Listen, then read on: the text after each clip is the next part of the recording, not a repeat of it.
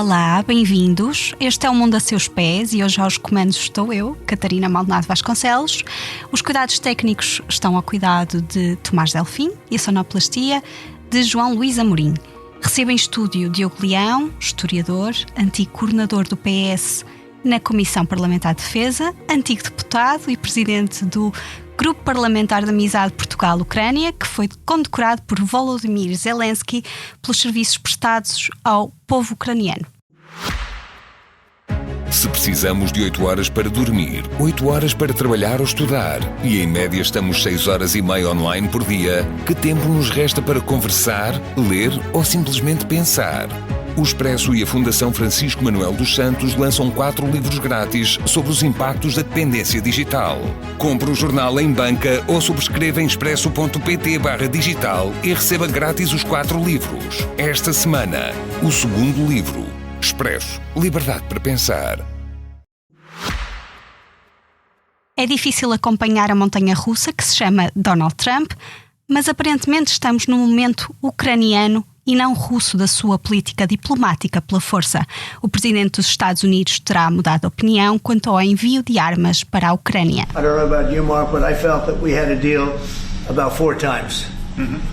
And here we are, still talking about it. Aqui está ele, na sala oval, onde se encontrou com o secretário-geral da NATO, Mark Rutte, e onde admitiu estar desapontado com Vladimir Putin, que o terá convencido várias vezes de que havia um acordo para o cessar-fogo. Foi naquele dia também que Trump lançou um ultimato. Se em 50 dias não houvesse progresso, se imporia tarifas secundárias de 100% sobre os países parceiros importadores de produtos russos. É uma mudança de opinião, uma mudança tática da parte de Donald Trump, Diogo Leão? Era algo que previas? Muito obrigado pelo convite, Catarina, e também à equipa da secção internacional do Expresso. Em relação à questão que colocas, enfim, eu acho que é muito difícil prever o que quer que seja com Donald Trump na presidência dos Estados Unidos da América. Nós podíamos inclusivamente recordar-nos de que Trump só é presidente desde janeiro deste ano e de janeiro até julho a política tem sido um pouco errática, não só no que toca à Ucrânia, mas toda a política internacional desta nova administração Trump. Nos últimos meses, Trump teve um conjunto de atitudes. É preciso distinguir aqui outra coisa, que é a expressão oral de Donald Trump e depois os compromissos concretos, as medidas concretas, não é? Isto é, neste novo anúncio de Trump, que parece claramente mais pró-ucraniano, se nós quisermos, não é? Como tu disseste bem, o presidente norte-americano fala de sanções secundárias de 100%, uma sanção pesada a países terceiros e aliados que importem produtos russos, mas na verdade a sua expressão oral vale muito pouco. Isto foi dito como foram ditas centenas de outras expressões, centenas de outras jogadas políticas, ameaças, enfim, bocas, no fundo, na nossa definição portuguesa, em que o presidente dos Estados Unidos é extremamente rico e extremamente fugaz a emiti-las. Portanto, nós devemos, eu creio que, desvalorizar um pouco essa dimensão.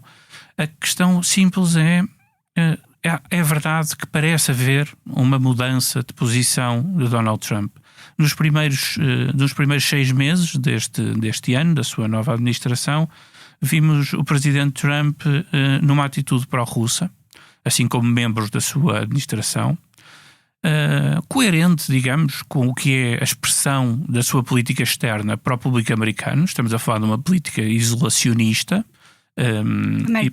America First, claramente, e que muitos problemas traz aos parceiros da América, aos aliados da América, à Europa e a tantas outras nações do mundo.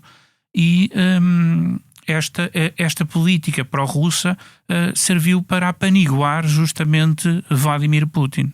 aqueles discursos, aquelas intervenções, não é? Trump falava, não é, de acabar, em campanha, falava de acabar a guerra em 24 horas, não é?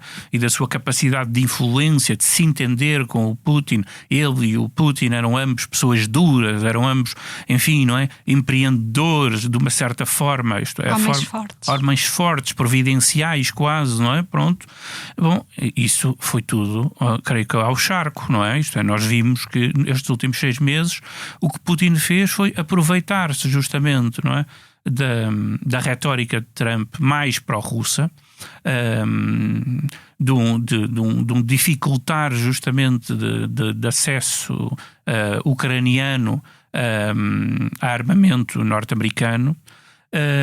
Há aquela cena absolutamente triste e creio que trágica da Casa Branca, onde, não é, Donald Trump e o seu vice-presidente e o secretário dos negócios estrangeiros recebem Volodymyr Zelensky e acabam, não é, por ter uma atitude extremamente condenável para com um convidado e para com um aliado, e portanto toda essa dinâmica, não é, só empoderou, na verdade, Putin, porque Putin pode prometer cessar fogos, pode prometer o desejo da paz face a Donald Trump, mas a verdade é que nós nunca vimos um recrudescer da guerra em termos de intensidade, quer no terreno, isto é, de avanços russos no terreno, no Donbass, quer nos ataques por drone ou por míssil em inúmeras cidades ucranianas. Praticamente, enfim, todos os dias têm acontecido ataques mortais, destrutivos a cidades ucranianas. E, portanto, isto era, no fundo, acoberto dessa retórica de Trump de tentar, não é, apaziguar um pouco os russos, não é? Não funcionou, claramente. Não funcionou, e será certamente esse fogo de artifício, no mau sentido da palavra, que também faz confusão porque a Donald Trump, não é? Porque não corrobora a narrativa que está a tentar passar, não é? De que está a fazer esforço e que, de facto, Vladimir Putin está ao seu lado e está a ouvi-lo.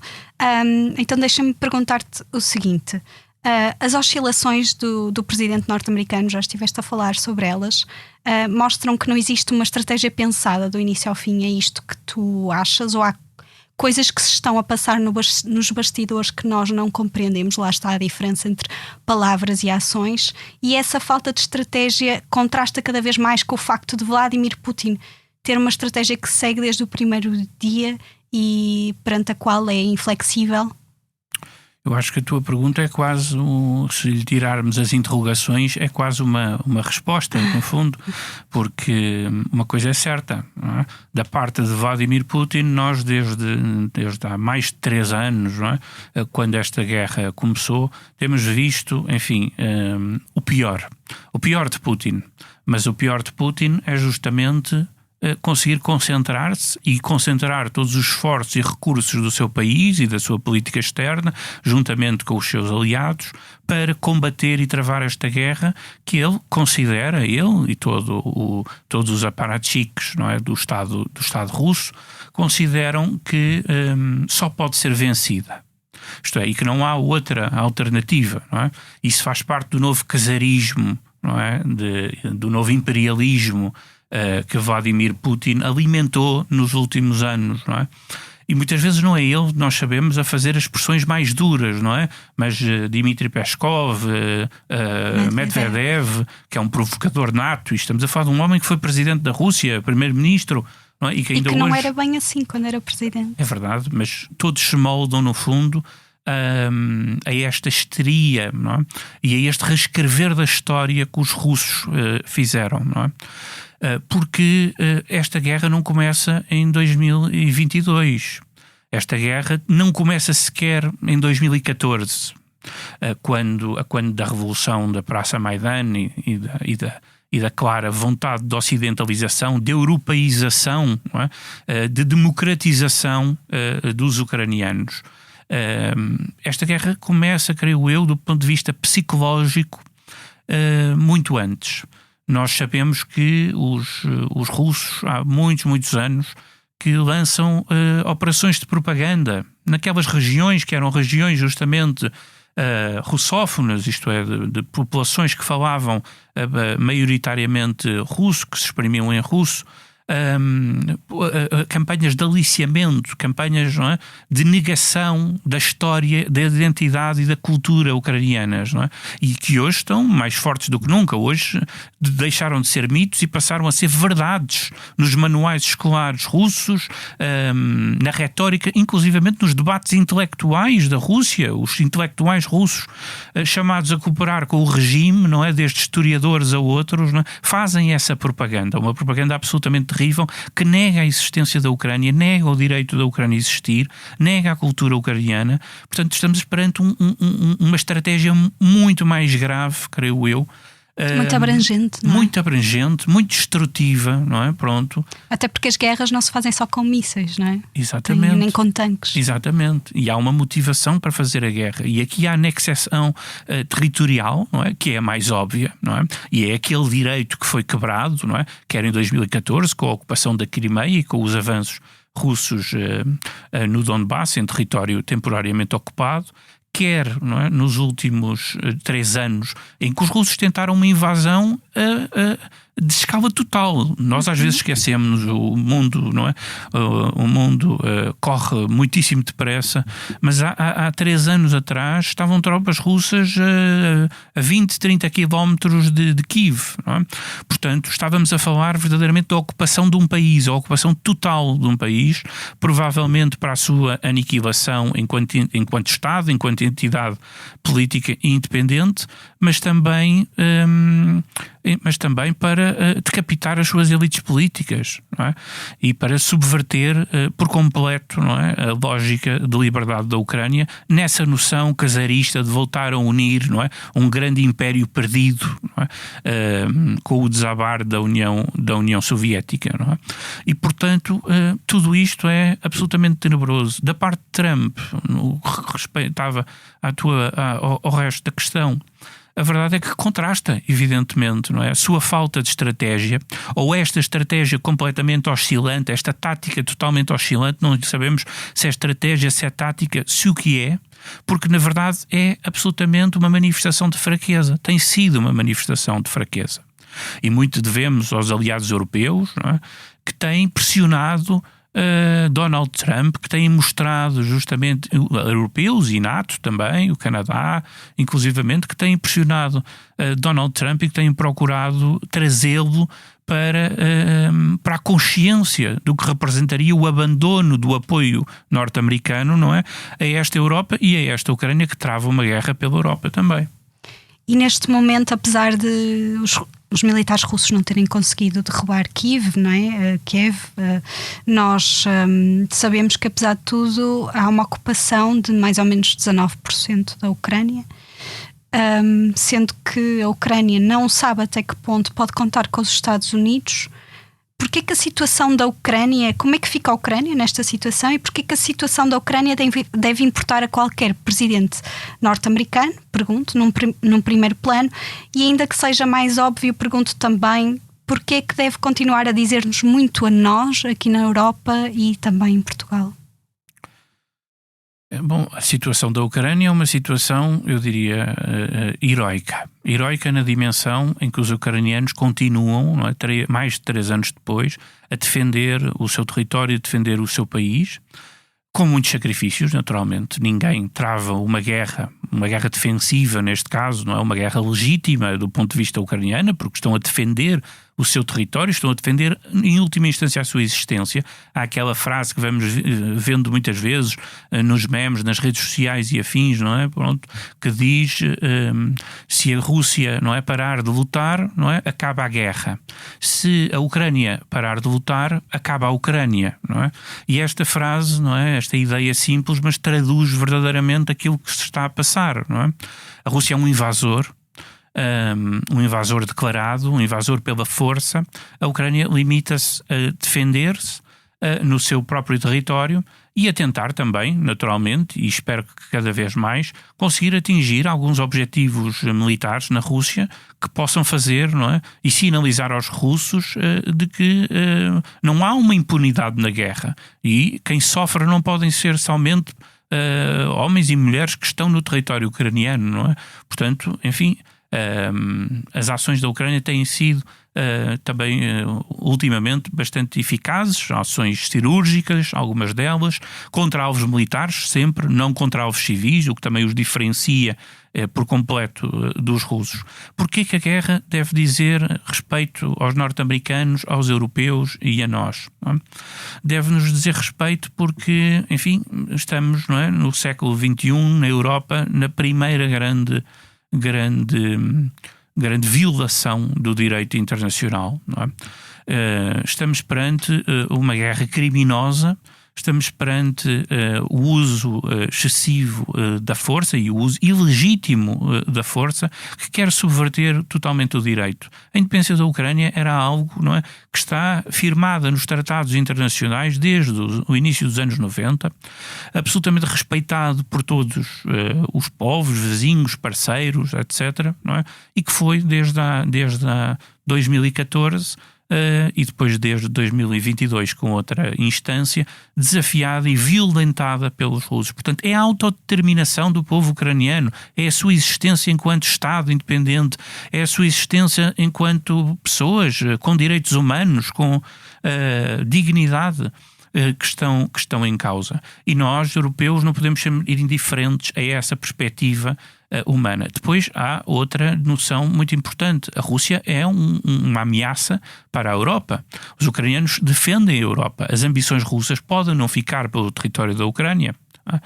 Olhando para o antigo Império Czarista ou olhando mesmo, não é, para a antiga União Soviética, nós vemos um conjunto de outros Estados que vivem neste momento com receio, com medo de poderem vir a ser atacados pela Rússia. E é nosso dever, enquanto membros da União Europeia, enquanto membros da NATO, apoiar esses Estados. Vejamos que só este conflito é que fez, não é, a Finlândia e a Suécia entrarem na NATO, que são nações historicamente não alinhadas, nunca alinharam nas políticas de blocos, não é? Políticas justamente de blocos militares, não é?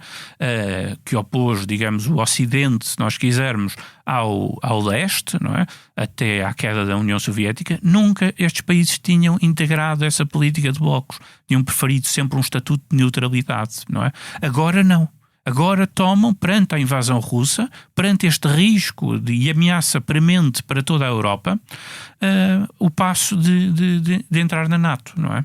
Portanto, com isto nós percebemos a diferença de dinâmicas, penso eu, e verdadeiramente a preocupação que todos devemos ter em nos protegermos, em sermos solidários face a uma ameaça que é comum, não é? A Rússia hoje destabiliza as democracias, nós sabemos, intervém do ponto de vista justamente de influenciar eleições, de alimentar movimentos extremistas. Portanto, nós estamos perante um ator global que trava uma guerra na Ucrânia, mas trava também uma guerra contra as liberdades essas como nós na União Europeia e no Ocidente as entendemos.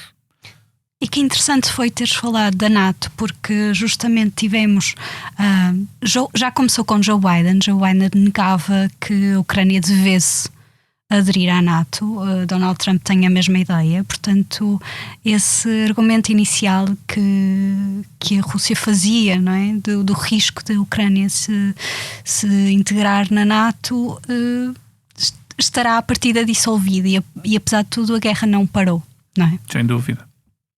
É a maior guerra na Europa desde a Segunda Guerra Mundial e as ações e os improvisos de Donald Trump estão a normalizar o cansaço popular, na tua opinião? Eu penso que é bem possível que sim, não é? Na medida em que nós olhamos para os Estados Unidos, não é? E a tendência de muitos de nós aqui na Europa, que temos os Estados Unidos por um aliado tradicional, por um aliado fiável, não é? É justamente, não é, desiludir-nos perante as ações desta administração, não é? Perante os avanços e recuos, perante, não é, o uso excessivo da retórica que depois não dá em nada, mas empata imenso, atrasa imenso, não é, os processos e prejudica a Ucrânia justamente na sua defesa, não é? Pronto. Mas em bom rigor, o cansaço, não é, que existe em relação a esta guerra é o mesmo cansaço que existe em relação a todas as outras guerras, não é? Isto é, todos nós desejaríamos a paz, não tenho a mínima dúvida, não é? Não só a paz neste conflito, mas não é? A paz em todos os conflitos que vão surgindo pelo mundo e que vão recrudescendo por vezes pelo mundo, não é? Nós temos que olhar para o cansaço como algo que temos que procurar combater, não é? Porque deixarmos-nos acomodar, dizermos é mais do mesmo, aquilo continua, não saem da cepa torta, enfim, nós primeiro não estamos nessa realidade, não é? Nós não sabemos o que é a guerra, porque se soubéssemos, não é? Teríamos certamente muito maior empatia, não é? Do que temos pelo porque as pessoas estão a passar. Não é? Esta guerra é uma guerra na Ucrânia que faz milhares de órfãos, crianças órfãs, outras crianças que foram raptadas para territórios russos, não é? E que provavelmente não verão novamente as suas famílias, não é? Foram separadas das suas famílias, não é? Para serem educadas numa mentalidade russa, isto é, para serem, enfim, estamos aqui a falar de coisas muito complicadas do ponto de vista psicológico e do ponto de vista emocional e cultural, não é? Estamos a falar de uma grande quantidade de mutilados. Estas guerras fazem, obviamente, muitos feridos de guerra, muitos mutilados de guerra, que são, obviamente, um símbolo do combate, não é? Individualmente, não é? São certamente heróis de guerra, mas são pessoas que ficam com a vida profundamente abalada, não é? Com os seus corpos lacerados, com os seus traumas psicológicos e psiquiátricos. Portanto, a guerra cansa em toda a dimensão. E se os ucranianos não apresentam, não é, os sinais de cansaço mais do que aqueles que são normais, não é? Eu creio que seria uma total falta de empatia, não é? Não continuarmos a apoiar esta guerra como desde o primeiro dia. E Portugal tem sido, aliás, um país exemplar desse ponto de vista. O Estado português, independentemente dos governos serem de uma cor ou de outra, tem mantido uma posição coerente, não é? E a União Europeia assim o mesmo, não é? Apoiar a Ucrânia enquanto for preciso, não é? E pelo tempo que for preciso, com o que for preciso. Portanto, estas políticas são mais do que retóricas, têm sido verdadeiramente aplicadas e têm sido verdadeiramente levadas a cabo. Ainda agora, não é? Para relacionarmos com os americanos, aquilo que, não é, vai permitir aos ucranianos continuar a receber sistemas Patriots e outros sistemas que não estão acessíveis na Europa e que têm que ser encomendados aos Estados Unidos, é justamente a intervenção de outros países NATO e de países europeus, não é? 23 países da União Europeia são também membros da NATO, não é?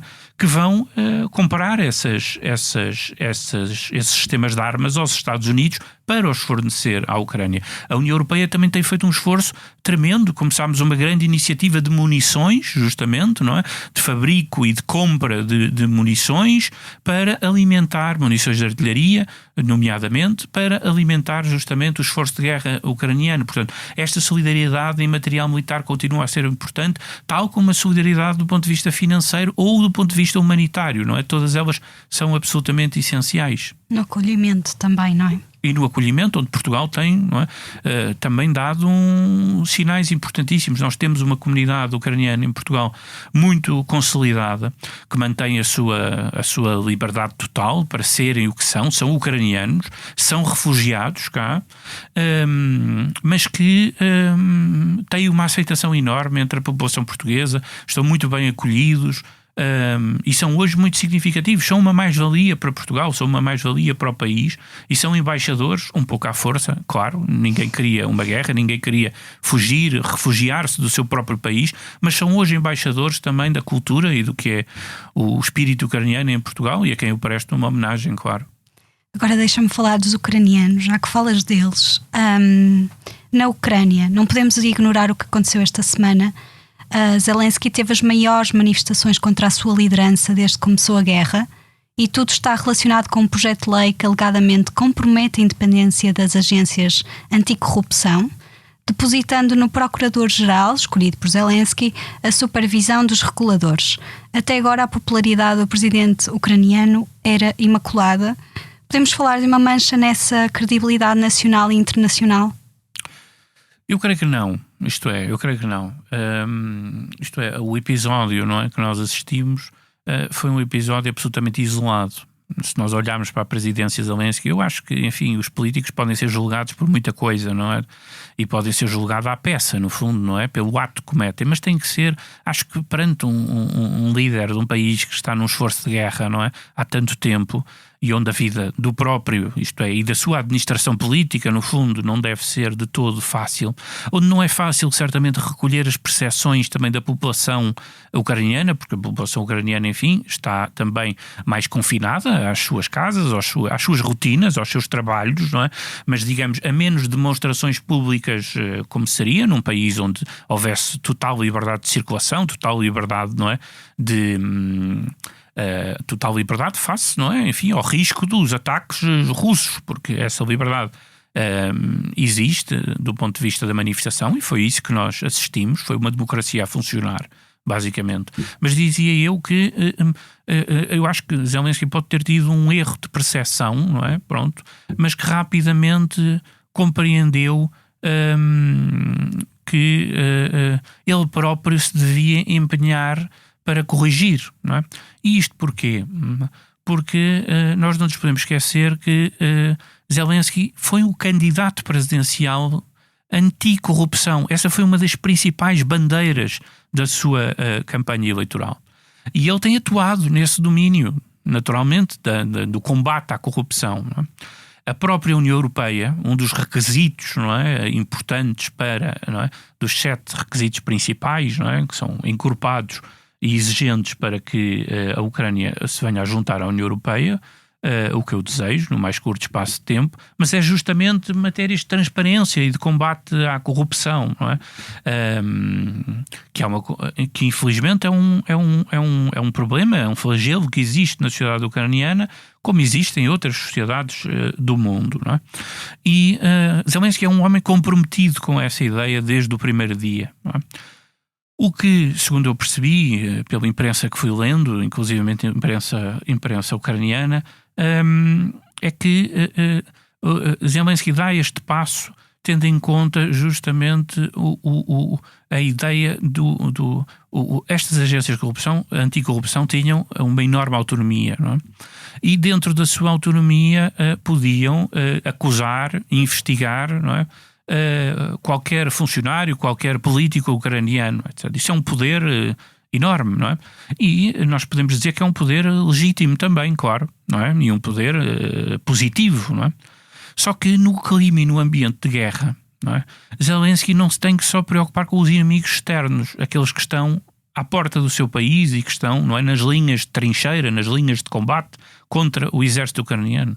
Zelensky e a sua administração têm que se preocupar também com a infiltração russa dentro do próprio aparelho de Estado ucraniano. E isso é extremamente importante, porque nós sabemos bem que a Rússia tem longas práticas do que conta, não é, a serviços secretos, do que conta, não é, a infiltração em outros países. Imaginemos, não é, o que seria, não é, a infiltração em organismos anticorrupção, não é, por parte de agentes russos, não é, ou pessoas corrompidas por sua vez pela Rússia, não é, e que pudessem, não é, a seu belo prazer procurar influenciar investigações a determinado tipo de políticos ucranianos consoante os interesses russos e não consoante matéria de facto, não é? Portanto, nós temos também que compreender essa perspectiva. E era nessa perspectiva, não é, que Zelensky procurou, com esta proposta de lei apresentada ao Parlamento, não é, de colocar estas duas agências sobre a tutela do Procurador-Geral da República. Mas, não é, é bom dizer que perante as manifestações e a manifestação de desejo de mudança e de oposição de parte expressiva, não é? Especialmente da juventude. Eu vi as fotografias, as imagens, não é? E foi mais uma vez a juventude ucraniana, não é, a sair à rua, tal como tinha sido em 2014 na Revolução de Maidan. É claro que não lhe podemos dar a mesma escala, mas há ali, digamos, uma lembrança, uma similitude, não é? Os jovens nas ruas a protestar vieram acordar Zelensky justamente para a necessidade de equilibrar essa mesma proposta de lei. Por isso, ontem, não é? Quinta-feira, o presidente Zelensky entregou no Parlamento uma nova proposta de lei onde promete justamente dar resposta à conservação da autonomia das agências anticorrupção em causa. E, portanto, esperemos, não é? Vamos ver, o Parlamento ucraniano também vai fechar a sua sessão para férias muito brevemente. Estas propostas, não é? Portanto, ainda não estão em pleno vigor, não é? Hão de ser serão discutidas. Alteradas, certamente. E eu penso que sim, que serão alteradas. Zelensky é um homem muito preocupado com a percepção do seu povo. Aliás, a percepção do seu povo é que alimenta a força que a administração... Não pode desistir, não é? Não pode desistir, não pode de todo, e está a representar, e portanto eu acho que ele tem uma altíssima noção de responsabilidade e de estar à altura das exigências, e quando porventura comete, não é, uma iniciativa que tenha sido mais mal compreendida, ele vai fazer como já fez desta vez e esclarecê-la e procurar que o povo ucraniano concorde com ela. Em Torre Pacheco, nós vimos que houve uma tentativa de interferência, não sei se é uma interferência, porque podemos sempre alegar a liberdade de expressão de alguma forma, mas vimos que houve um alastrar-se da desinformação russa. Temos que também aconteça isto no caso destas manifestações, que a Rússia aproveite este impacto de ver tantos jovens ucranianos, como falavas, nas ruas para tentar lançar a sua propaganda. Não, a Rússia aproveitará todo e qualquer circunstância para isso, não é? E certamente, não é, Vladimir Putin e o seu governo ficam muito satisfeitos por ver qualquer tipo de oposição, seja ela legítima ou menos, não é, ao presidente Zelensky. Portanto, tudo isto é verdadeiramente, digamos, agradável de ver para os russos. E certamente que eles procuram fomentar já hoje, como procuravam já desde 2022, já desde 2014, ter iniciativas provocadoras. A Rússia tinha, não é, vários partidos onde tinha gente infiltrada. Havia partidos pró-russos justamente representados no Parlamento ucraniano, não é? Portanto, a Rússia é mestre neste tipo de jogadas, não é? Mas neste caso eu quero acreditar, e queremos todos no Ocidente, que vimos a espontaneidade destas manifestações, vimos que são jovens, vimos que há uma preocupação também da juventude para com a corrupção. É um tema agregador, é um tema que revolta as pessoas, e portanto eu acredito que há aqui uma legitimidade absolutamente natural e sincera, não é? De vontade de mudança e de andar para a frente e de combater a corrupção, e creio que o governo, lá está, de Volodymyr Zelensky, vai dar a mão a essa percepção. E que tem sido o que tem feito, aliás, não é? Nos últimos anos. Para terminar esta nossa conversa, tenho de fazer a pergunta habitual do nosso podcast. Se pudesses viajar para qualquer lugar no mundo agora, sem qualquer limite de dinheiro ou disponibilidade, para onde irias, Diogo Leão? Ora, é uma pergunta difícil, mas eu acho que escolhia ir para Cabo Verde.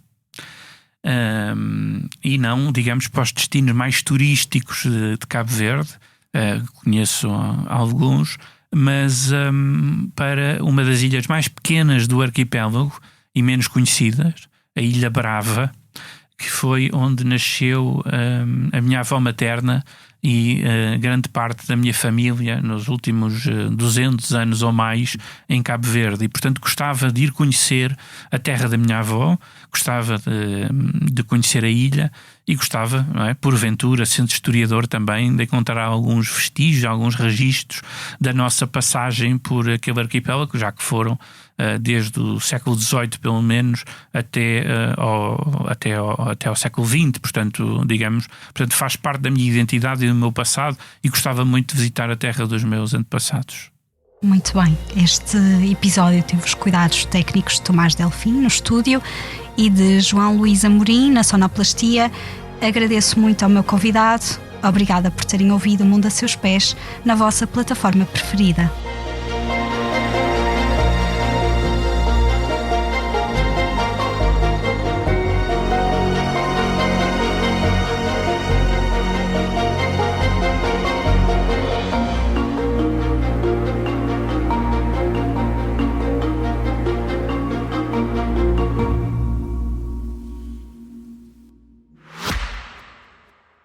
Se precisamos de 8 horas para dormir, 8 horas para trabalhar ou estudar, e em média estamos 6 horas e meia online por dia, que tempo nos resta para conversar, ler ou simplesmente pensar?